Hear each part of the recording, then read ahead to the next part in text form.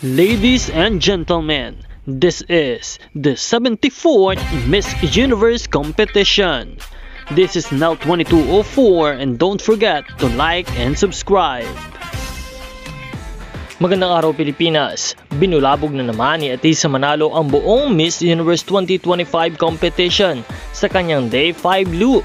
At grabe mga kapageant, habang papalapit na tayo sa exciting na final stretch ng kompetisyon ay mas lalong nag-iinit at nag-shine ang ating pambato mula sa Pilipinas. Ngayong Day 5 ng Miss Universe competition, hindi nagpahuli si Atisa sa pagpapakita ng kanyang classy at modern Filipina beauty. Suot niya ang isang eleganteng ensemble na talaga naman nagpatigil sa lahat ng tao sa venue. Mula sa hairstyle, makeup, hanggang sa confidence na dala niya sa bawat lakad, talagang face card never declines. Paglabas pa lamang ni Atisa ay agad nag-trending sa social media ang kanyang mga photos at videos. Maraming fans na nagsasabing she's peaking at the right time. At Atisa is serving Miss Universe energy. Even foreign pageant experts napansin na ang glow up at consistency ng ating queen. Habang papalapit na nga ang preliminary at final night, kitang-kita rin ang determinasyon ni Atisa.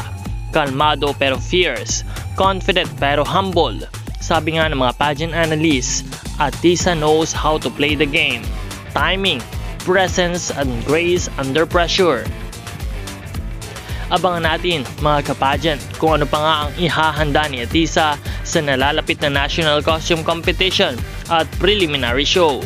Kung ganito kaganda ang Day 5 look niya, siguradong mas nakakabighani pa ang mga susunod. Kaya Philippines, let's keep on supporting our Miss Atisa Manalo, our very own Miss Universe Philippines.